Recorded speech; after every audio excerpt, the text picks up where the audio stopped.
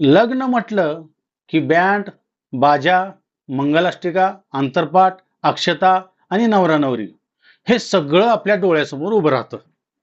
पण जर मी तुम्हाला सांगितलं की सोलापूर जिल्ह्यात चक्क 2 गाढवांचं लग्न मोठ्या थाटामाटात लावण्यात आलं, तर तुम्ही विश्वास ठेवाल का? फक्त लग्नच नाही, तर नवरा नवरी सारखी सजावट, वाजत गाजत मिरवणूक, मंगलाष्टिका, अंतरपाट, अक्षता आणि लग्नानंतर गावकऱ्यांसाठी महाप्रसादही. पण हा सगळा सोहळा मनोरंजनासाठी नव्हता, तर त्यामागे होतंय एक शेतकऱ्याची वेदना. 2 नक्षत्रे कोरडी गेल्यानंतर आभाळाकडे लागलेले डोळे आणि वरुण राजाला साकडं घालण्याची शेकडो वर्षाची परंपरा. नेमकं काय आहे गाढवाच्या लग्नामागचं रहस्य? पापरी गावात हा अनोखा सोहळा का पार पडला आणि यानंतर खरंच पाऊस पडेल का? पहा टाइम्स नाईन मराठीचा हा स्पेशल रिपोर्ट. नमस्कार, मी नौशाद मुलानी आणि तुम्ही पाहत आहात टाइम्स नाईन मराठी. यंदाचा मान्सून सुरू झाला, मात्र सोलापूर जिल्ह्यात अनेक भागात अपेक्षित पाऊस झाला नाही. शेतकऱ्यांनी पेरणीची तयारी केली, काहींनी पेरणीही केली, पण पाऊसच गायब झाला. 2 नक्षत्रे कोरडी गेल्यामुळे शेतकऱ्यांच्या चिंतेत दिवसेंदिवस भर पडत आहे. बियाणं जमिनीत आहे, पण पाणी नाही आणि पाऊस लांबत लांबत गेल्यास संपूर्ण शेतीचं गणित बिघडण्याची भीती व्यक्त केली जात आहे. याच पार्श्वभूमीवर मोहोळ तालुक्यातील पापरी गावाने एक अनोखा निर्णय घेतला. वरुण राजाला प्रसन्न करण्यासाठी गावकऱ्यांनी जुनी लोक परंपरा जिवंत केली.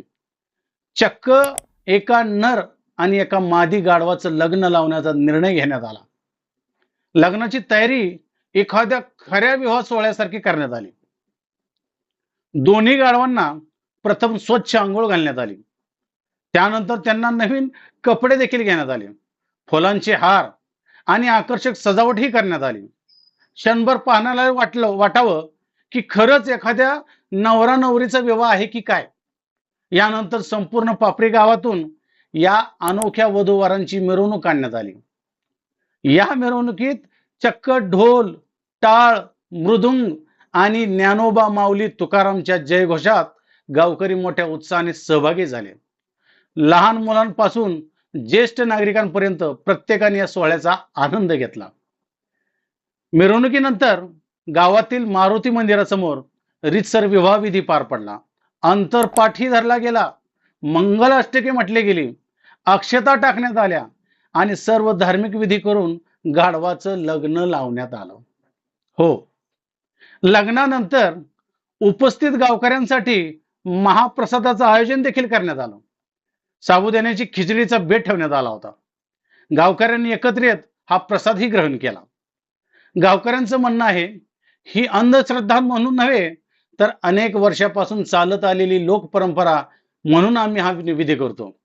आमच्या पूर्वजांच्या काळापासून पाऊस लांबल्यावर अशा प्रकारचे पारंपरिक विधी केले जातात.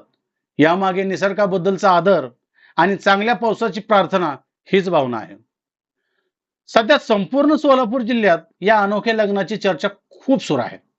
सोशल मीडियावर या विवाहाचे फोटो आणि व्हिडिओ मोठ्या प्रमाणात व्हायरल होत आहे. काही जण तर या परंपरेचे कौतुकही करत आहेत, तर काही जण वेगवेगळ्या प्रतिक्रिया व्यक्त करत आहेत. मात्र या संपूर्ण घटनेच्या केंद्रस्थानी आहे शेतकऱ्यांची चिंता. कारण पाऊस नाही तर शेती नाही, शेती नाही तर उत्पन्न नाही आणि उत्पन्न नाही तर संपूर्ण ग्रामीण अर्थव्यवस्था अडचणीत येते. म्हणूनच शेतकरी आजही या आभाळाकडे आशेने पाहतोय. आता प्रश्न एकच, पापरी गावकऱ्यांनी केलेले हे गाढवाचं लग्न वरुण राजाला खरंच प्रसन्न करेल का? सोलापूर जिल्ह्यात मुसळधार पाऊस पडेल का? याचं उत्तर येणारे काही दिवसच देतील. मात्र या परंपरेबद्दल तुमचं मत काय? ही लोकसंस्कृती जपणारी परंपरा आहे की बदलत्या काळात अशा प्रथा थांबायला हव्यात? तुमचं मत आम्हाला कमेंटमध्ये नक्की सांगा. व्हिडिओ आवडला असेल तर लाईक करा, शेअर करा आणि अशाच सखोल विश्वासार्ह बातम्यांसाठी टाइम्स नाईन मराठीला सबस्क्राईब करायला विसरू नका. मी आहे नौशाद मुलानी. भेटूया पुढच्या अशाच फनी व्हिडिओमध्ये. जय महाराष्ट्र.